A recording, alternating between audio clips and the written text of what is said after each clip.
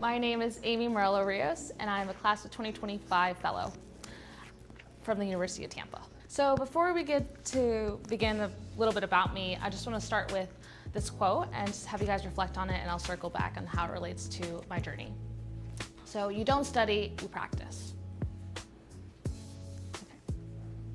So a little bit about me. I'm a recent graduate of the University of Tampa, where I earned a Bachelor's of Science in Criminal Justice and Criminology, with a minor in Law, Justice, and Advocacy.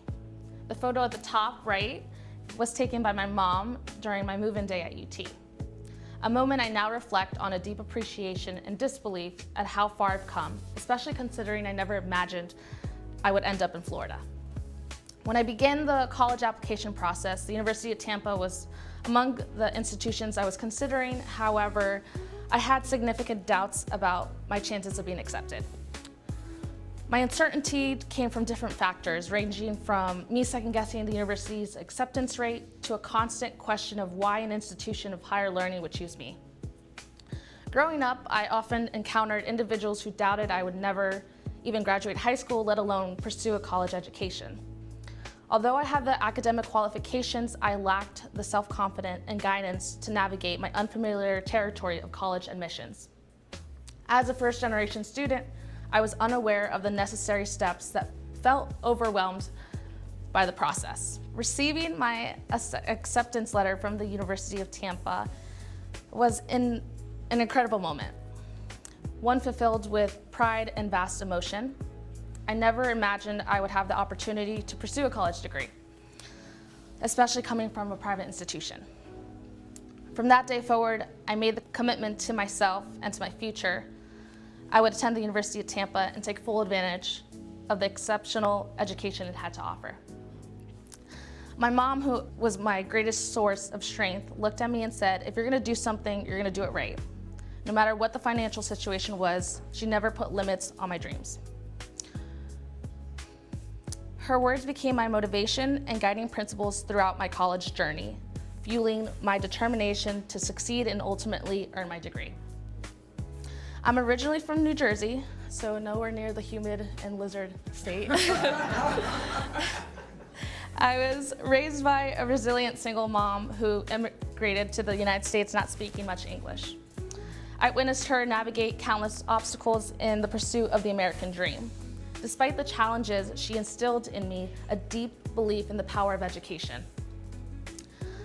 To her, education was not just a title, but a tool to advocate for justice. Her firm support she placed on learning inspired me to strive for knowledge and to use my voice to stand up against injustices.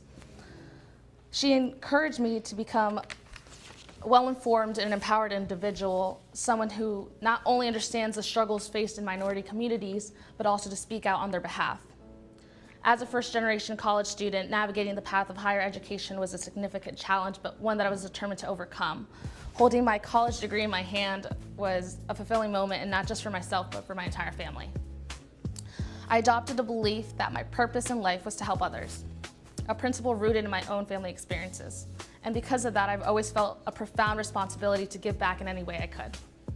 Journey to Esquire has been the key opportunity that I personally needed in a time of uncertainty along my path to law school. The program has filled me with a sense of purpose and direction. It has shown that there are individuals like myself who are also battling through finding a clear roadmap to succeed in law school. The program is founded on the principles of including all, encouraging one another, and feeling accepted in our different backgrounds that brought us here today. So here are some words that I just took to describe my path and skills that I gained from the program. Just mentorship, leadership, community, sponsor, together, and guidance. The program has brought speakers who've gotten to know each and every one of us personally, got to hear our stories, and got to relate to us in a sense. The modules that guide us to see that we did things we didn't know that we needed to get into law school, just legal writing, bar prep, LSAT prep.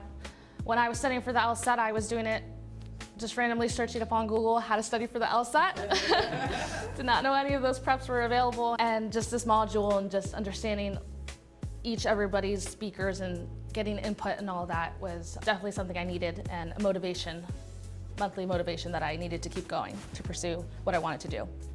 And also just a reminder of ethics and professionalism that you are being seen 24/7. So just to keep that there. I just took this from one of the modules that I take to heart. Knowing is not enough, we must apply. Willing is not enough, we must do. Okay. So, why do I want to be a lawyer? Why does Amy Morello-Rios want to be a lawyer? If you were asking me at 6 years old, I would tell you I was going to be a dentist. That was my final answer. My mom always said I had to be a dentist, so yeah. Why do I want to be a lawyer? Because I was raised to speak up, and not just for myself, but for others who've ever felt silenced. My voice and my education are the two things no one can ever take away from me. I learned to speak with intention, with purpose, and with a fire inside of me that demands for change. My voice is my power, and my education is my light that will guide others forward. It's not just about wanting to be a lawyer, it's about what I plan to do with my law degree. I want to be a lawyer so I can be a voice for the voicelessness, a shield and a force that will stand up against those who manipulate the law to do harm. I want to make a difference. I want to shed light to injustices that we've seen and we still see today. I want to be the support system for the people who feel forgotten, unheard, and unprotected, because I've been there. I know what it's like to grow up with nothing and to feel unseen, to be misunderstood from your different backgrounds. I was taught to never let someone pretend to walk in your shoes when they don't know or come close to understanding your size of shoe. My story isn't one of privilege, it's one of perseverance.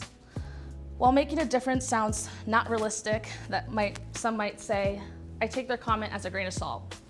Because even the smallest acts of justice and kindness or protection, that's where change begins. And then you can click the next slide. So now we're referring back to the second PowerPoint that I made you guys reflect on. You don't study, you practice. There was a speaker who came in and we briefly got to know each other, and he asked me, like, what is your plans with law school and everything? And I told him, I'm studying for the LSATs. And he looked at me and said, don't say that. And I blinked. I was like, oh no, I made a lawyer upset. I said something wrong, what did I say? And he said, you don't study the LSAT, you practice for the LSAT. You don't study the law, you practice the law. And I reflect on that, and I'm taking that day by day when I'm studying. I said it already. When I'm practicing for the LSAT, you don't study life, you do it, right? And then that's actually the end, but sorry, I forgot there was one more. So just reflecting on it and coming to a conclusion, there's so much work to be done, and I'm so ready for it. I believe in the power of this generation and all these inspiring lawyers in the room. And for me, this is just the beginning, and I can't wait to see myself holding my JD to start my purpose. And it's not just my future career, it's my calling. So, yeah.